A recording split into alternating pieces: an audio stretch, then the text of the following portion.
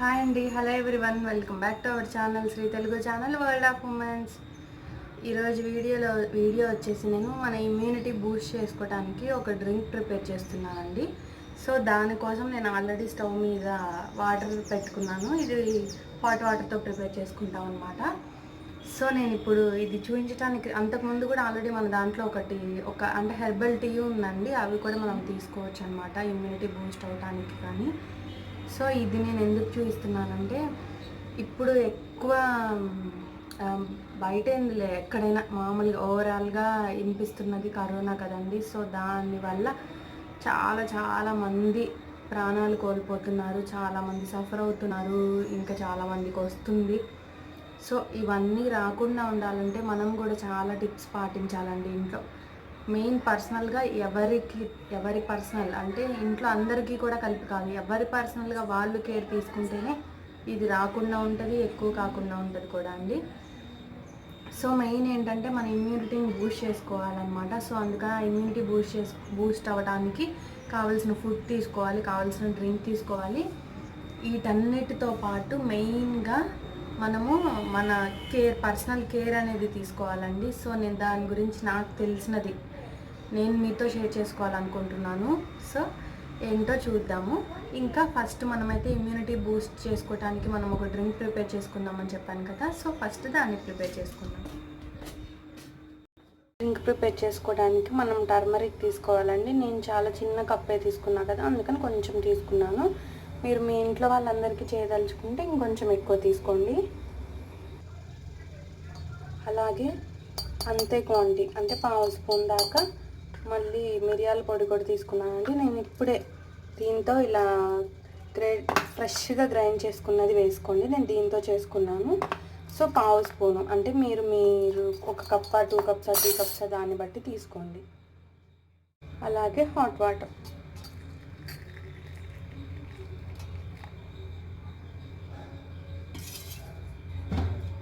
ఇంకా 1 స్పూన్ గీ కానీ coconut oil కానీ మీ ఇష్టం.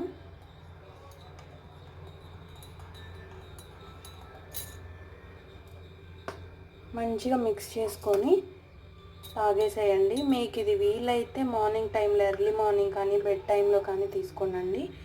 లేదు మీరంత పొద్దున్నే తాగలేరు, అలా తాగటం వల్ల ఏమైనా వామిటింగ్స్ అలా అయ్యేలా ఉన్నాయి అనుకుంటే మీ ఇష్టం. మీరు ఏదో ఒక టైంలో అంటే బ్రేక్ఫాస్ట్ చేసిన తర్వాత ఒక 1 or 2 hour గ్యాప్ తర్వాత అయినా తీసుకోండి.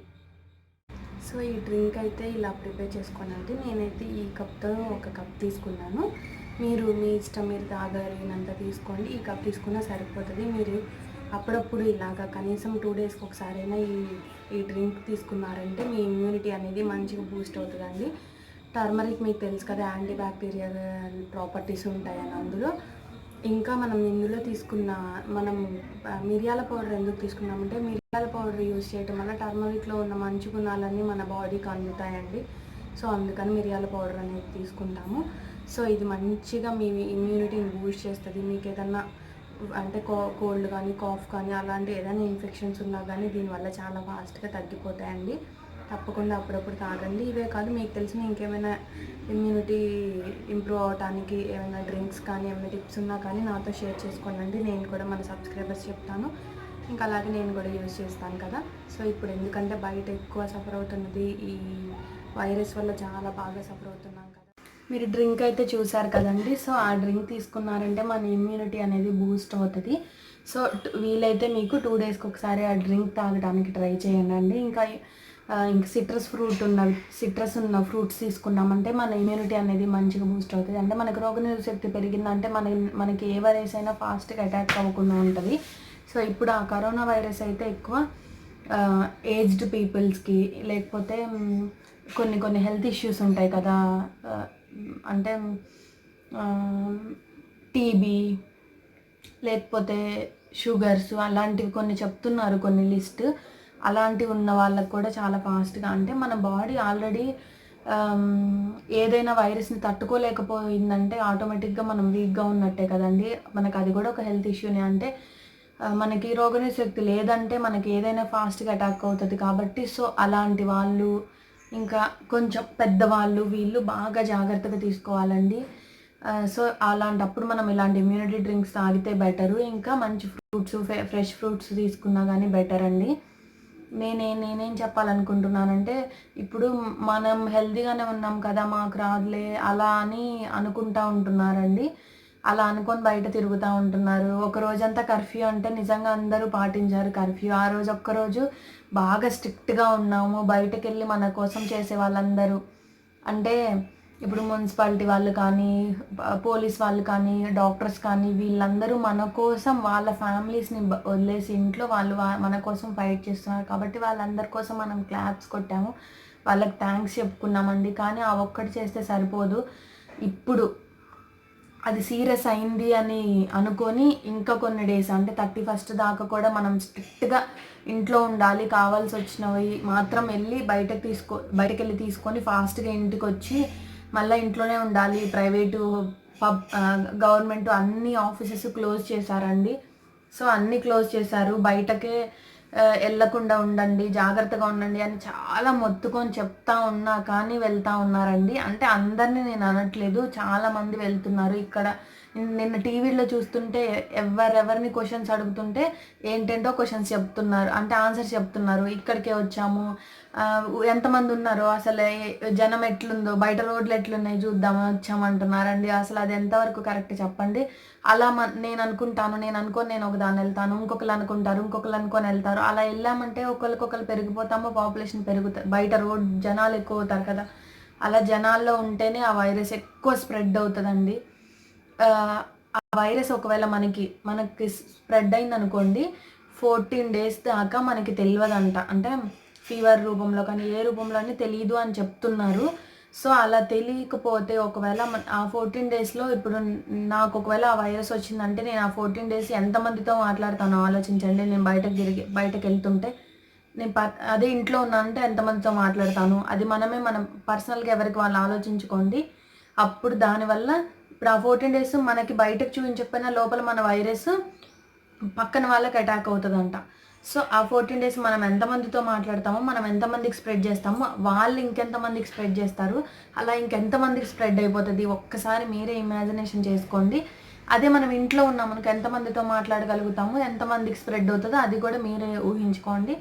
సో అందుకని చెప్పేసి మనం ఇంట్లోనే ఉన్నామంటే మనకి వేరే వాళ్ళ వల్ల రాదు, మనకి మన వల్ల ఇంకొకరికి రాకుండా ఉంటుంది అని చెప్పేసి గవర్నమెంట్ స్ట్రిక్ట్గా ఇంట్లోనే ఉండమని చెప్తుందండి. సో దయచేసి మన వంతు మనం కూడా వాళ్ళకి కోఆపరేట్ చేయాలండి, గవర్నమెంట్కి కూడా. ఎందుకంటే మనం కూడా ఎవరి కాళ్ళు నేను ఒక్కదాన్ని అనుకుంటే వాళ్ళు ఎంతమందిని ఆపగలుగుతారండి. ఇప్పుడు చూసారు కదా మీరు, కొడుతున్నారు కూడా.